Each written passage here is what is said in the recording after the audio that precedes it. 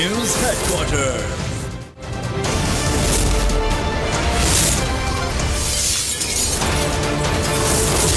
बोल news headquarter. अस्सलामुअलैकुम। बोल न्यूज हेडक्वार्टर से मैं हूं सोनिया शेख। मैं हूं आपके साथ रमशा साजिद। हेडलाइंस आपने जानी, हम खबरों में बात होगी। कराची की सियासत में हलचल, झूठ और फरेब बेनकाब, मैं ना मानू की तकरार,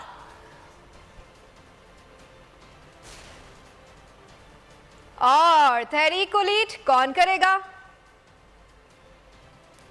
बुलेटिन का आगाज करें और सबसे पहले आपको बताएं कि कराची की सियासत में हलचल, मुत्तहिदा धड़े को मुत्तहिद करने का मिशन जारी। गवर्नर सिंध कामरान टिसोरी की रात गए पाकिस्तान हाउस आमद अनीस कायम खानी, अशफाक मंगी और नेक मोहम्मद ने इस्तकबाल किया। गवर्नर सिंध का पुरतपाक इस्तकबाल किया गया, पत्तियां निछावर की गईं। गवर्नर सिंध कामरान टिसोरी ने मुस्तफा कमाल और अनीस कायम खानी से अहम मुलाकात की। बाहमी दिलचस्पी के उमूर पर भी तबादला ख्याल किया गया। मुलाकात में साथ चलने पर इत्तफाक किया गया। गवर्नर सिंध का कहना था कि इख्तलाफात छोड़कर एक दूसरे का हाथ थामना होगा। कराची सबका दोस्त है, लेकिन कराची का कोई दोस्त नजर नहीं आ रहा। कोई मसीहा नहीं आएगा, हमें खुद इस शहर के लिए कुछ ना कुछ करना होगा। कि ये जो शहर है कराची है, जो सबका दोस्त है ये शहर कराची, लेकिन बड़े अरसे से मुझे इसका कोई दोस्त नजर नहीं है। कोई मसीहा नहीं आएगा, हमें खुद ही मसीहा बनना पड़ेगा, हमें खुद ही आगे बढ़ना पड़ेगा। किस बात की सजा दी जा रही है इस शहर को, इस शहर में रहने वाले लोगों को। शहर कराची को कहते थे कि ये मईशत का शहर है, यहाँ से सब कुछ पाकिस्तान चलाया जाता है। तो उस मईशत के शहर को, रोशनियों के शहर को मुजरिमों का शहर बना दिया। हमने आगे बढ़कर एक दूसरे का साथ दें। हम अहद कर लें कि हमने अब मिलजुल कर खुद ही काम करने हैं। जो काम रियासत नहीं कर सकी वो हम करें। मुल्क के मौजूदा मसाइल कोई एक जमात हल नहीं कर सकती, आना को छोड़कर मुत्तहिद होने की जरूरत है। चेयरमैन पीएसपी मुस्तफा कमाल की गवर्नर सिंध के हमरा प्रेस कॉन्फ्रेंस। कहा पीएसपी ने वक्त और हालात देखकर फैसले किए। कराची के मसाइल हल करने के लिए कोई आगे चले तो पीछे चलने को तैयार हुए। एमक्यूएम से कोई खुफिया बात नहीं हुई, हमारी बातों को मनफी तौर पर नहीं लिया जाए। पीपल्स पार्टी के खिलाफ कोई महाज तैयार नहीं करने जा रहे। ऐसे हालात, ऐसे मौके जब कौमों पर आते हैं, वो कोई एक पार्टी, कोई एक हुकूमत, कोई एक ग्रोह वो इन मसाइल को अकेले हल नहीं कर सकता।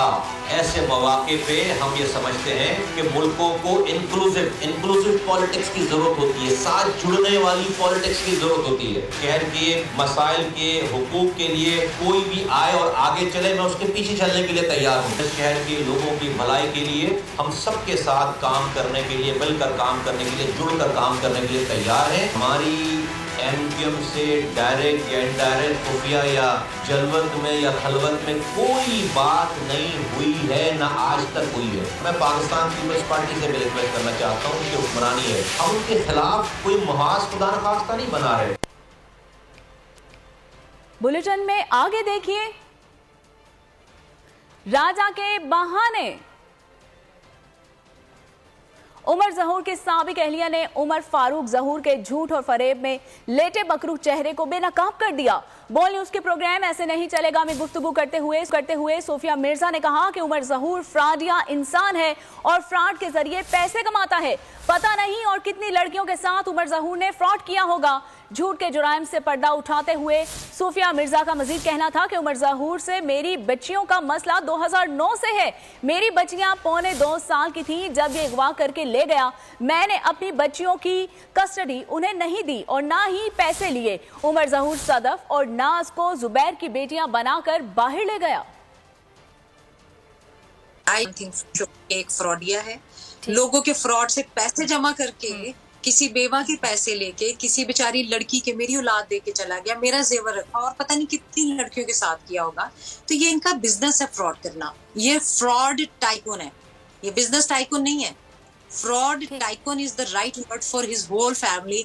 उमर फारूक जहूर का नाम फ्रॉड है। मैं तो उसको ये जानती हूँ ना कि वो तो कोई बिजनेसमैन मेरी नजर में तो नहीं था जब तक मैं रही हूँ ना। उसके कोई ऑफिस था, ना कोई और था, ना वो बैंकर था। पहली बात वो बैंकर ही नहीं था। मेरी जो बेटियां हैं वो ना कभी मैंने कस्टडी दी थी इसको, ना मेरे पैसों की बात हुई। एक चीज थ्रू आउट में 2009 से ऑनवर्ड आज तक सुप्रीम कोर्ट, हाई कोर्ट, हर फोरम पे हूँ और इसने सदफ, नाज और जुबैर की बेटियां बना के मेरी बच्चियों को, चूंकि नाम ECL पे थे, उनको पाकिस्तान से स्मगल कर दिया। चीफ जस्टिस ऑफ पाकिस्तान तब इफ्तिखार चौधरी साहब ने सुमोटो एक्शन लिया था इसका। ऐसा बाप जो अपनी औलाद का नाम चेंज कर रहा है वो कितना बेशरम, बेहिस और बेहया होगा। तो ये लोग जो उनसे ये सारे फ्रॉड है। इसका भाई एक जो है वो कौमी ज़हूर, उसने कोई मर्डर किया है नॉर्वे में, वो भी जेल में है। इस्तीफे तो इज्तिमाई तौर पर ही देंगे। फवाद चौधरी ने ऐलान कर दिया। लाहौर में मीडिया से बातचीत में कहा कि स्पीकर कौमी असम्बली बहाने ना बनाए, इस्तीफे कबूल करें। सवाल उठाया जिन 11 अरकान के इस्तीफे कबूल किए गए, क्या उनको इनफरादी तौर पर बुलाया गया था? फवाद चौधरी ने चंद अरकान की जानिब से इस्तीफे ना देने की गलत खबर चलाने पर अदालत जाने का भी ऐलान कर दिया। कहा कि सुप्रीम कोर्ट बताए इस मसले का हल क्या है।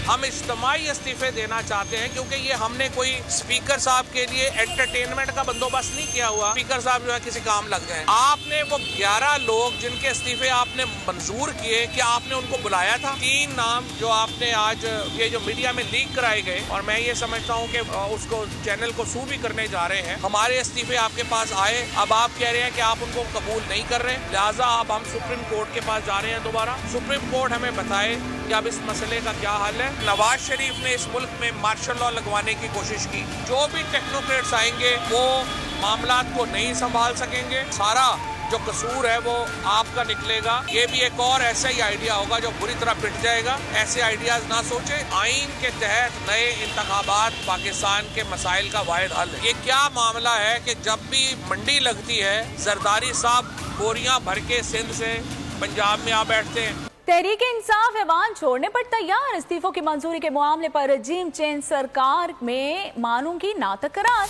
और स्पीकर से PTI अरकान की मुलाकात बेनतीजा रही। तहरीक इंसाफ ने मुतालिबात तहरीरी तौर पर पेश किए।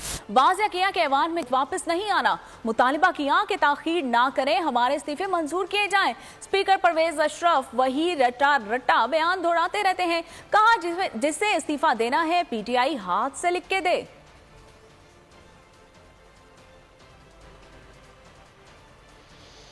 कुछ भी करें इलेक्शन नहीं कराएंगे। इस्तीफे से खौफजदा राजा के नए बहाने शुरू हो गए। तहरीक इंसाफ के अरकान ने कौमी असम्बली के इस्तीफे मंजूर करने से फिर मुकर गए। कहा शुबा भी हुआ तो इस्तीफा मंजूर नहीं करूंगा। 127 लोगों के इस्तीफे एक साथ मंजूर नहीं हो सकते। असद कैसर ने परवेज अशरफ को तुर्की बात तुर्की जवाब दिया। इससे पहले article 64 of the constitution of Pakistan की शिक में यह है कि इस्तीफा जो है वो हाथ से लिखा हुआ होना चाहिए। हम समझते हैं कि स्पीकर साहब का ये फैसला जो है बाइस्ड है। वो बाइस इसलिए है कि एक तरफ आप फैसला करते हैं कि मुझे सारे के सारे आ जाएं, मेरे साथ में जो है ना हैंड राइटिंग पे दे दें, और दूसरी तरफ जो है ना आप फिर 11 लोगों की रिजिग्नेशन मंजूर करवाते हैं। जिस वक्त इस्तीफा स्पीकर के पास आता है तो स्पीकर उस मेंबर को बुलाएगा और बिल्कुल प्राइवेसी में, कॉन्फिडेंस में उनसे ये बात करेगा कि क्या आपने ये इस्तीफा खुद लिखा है और क्या आप जो है आप पर कोई दबाव, कोई प्रेशर, कोई ऐसा मामला तो नहीं है। हमने उससे पूछा स्पीकर साहब से कि क्या ये जो हमारे 11 MNAs ये जो आप लोगों ने डीनोटिफाई किए थे, क्या वो आपके पास आए थे? क्या उसने आपके पास जो है ना कोई रिटर्न में दिया था? उसके पास कोई जवाब नहीं था। वो सारे आपके दोस्त जो थे जिन्होंने इस्तीफे दिए उनमें से कुछ लोग तो कोर्ट में चले गए और उन्होंने अदालत में जाकर कहा कि ये इस्तीफे जो हमसे लिखवाए गए थे और हमें ये तासुर दिया गया था कि ये तो हम हुकूमत पे दबाव के लिए इस्तेमाल करेंगे और ये इस्तीफे नहीं होंगे, लिहाजा मैंने तो इस्तीफा नहीं दिया। शाहूब कुरैशी साहब उस दिन खड़े हो गए, उसने फ्लोर पे कहा और तमाम MNAs जो है ना उसके साथ इकट्ठे खड़े हो गए।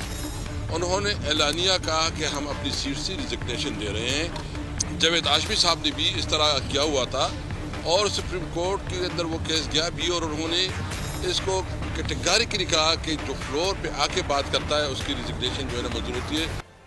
स्पीकर की पीटीआई अरकान के इस्तीफों के नोटिफिकेशन के इजरा में गैर कानूनी ताखीर और बहानाबाजी का मामला। ओकाड़ा के रुकने कौमी असम्बली सरदार तालिब नकई का बयान भी सामने आ गया। कहा स्पीकर बहाने ना बनाए और हमारे इज्तिमाई इस्तीफे कबूल करें जो 11 अप्रैल को इज्तिमाई तौर पर जमा करवाए गए थे। इन इस्तीफों में मेरा इस्तीफा भी शामिल था। मैं कौमी असम्बली की नशिस्त से मुस्ताफी होने के अपने फैसले पर पूरी तरह कायम हूँ। बिस्मिल्लाह। 11 अप्रैल 22 को हमने अपने चेयरमैन इमरान खान साहब के हुक्म पर इस्तीफ़े दे दिए थे। इज्तिमाई इस्तीफ़े दिए थे, उसमें मेरा भी इस्तीफ़ा था। मैं आज भी अपने इस्तीफ़े पे कायम हूँ और इंशाल्लाह अपने चेयरमैन के हर हुक्म पर लबैक कहूँगा। जो लोग इस्तीफे नहीं देना चाहते वो ना दें। मैं इनको कहती हूँ वो जाने और अवाम जाने। अवाम का फैसला कुछ और है, निज़ाम का फैसला कुछ और। मलिका बुखारी के बोल के प्रोग्राम नेशनल डिबेट में गुफ्तगू। कहा हमने इस्तीफे आइन के मुताबिक दिए लेकिन कबूल नहीं किए गए। इन 11 मेंबरान के इस्तीफे मंजूर किए, क्या इनको बुलाया गया था? तमाम पीटीआई मेंबरान असम्बली इमरान खान के साथ खड़े हैं। 123 में से 25-30 लोग आपसे टॉक शो में कहती हूँ कि अगर हक और बातिल की जंग में बातिल में जाना चाहते हैं तो हम कहते हैं हम इक्तदार की सियासत नहीं करते। जाइए, आपने जो फैसला करना है कीजिए। पाकिस्तान की आवाम जाने और आप जाने। फिर निजाम ने 8 महीने के इल्तवा के बाद 7 महीने के इल्तवा के बाद 11 पाकिस्तान तहरीक इंसाफ के कौमी असम्बली के मेंबरान के इस्तीफे कबूल कर लिए। फिर आप कहते हैं कि एक एक करके हमने मेंबरान को बुलाना है। तो 11 मेंबरान से आपने बात की थी जिनको आपने मुस्ताफी करवाया। सारी पार्टी के मेंबरान, सारे साबिक कौमी असम्बली के मेंबरान अपने लीडर के उसकी क़यादत में मुत्तहद हैं, उनके साथ खड़े हैं। अगर आपको हमारी ये वीडियो पसंद आई है तो लाइक पर क्लिक कीजिए। सबसे बड़े चैनल बोल न्यूज के एंकर मखदूम शहाबुद्दीन के प्रोग्राम अब बात होगी ने रेटिंग के तमाम रिकॉर्ड्स तोड़ दिए। मैं हूं मखदूम शहाबुद्दीन और आप देख रहे हैं अब बात होगी। 46% नाजरीन ने बोल न्यूज को देखा। सोशल मीडिया पर भी सबने ज्यादा देखा। सब्सक्राइब करें और बेल दबाएं ताकि कोई खबर रह न जाए।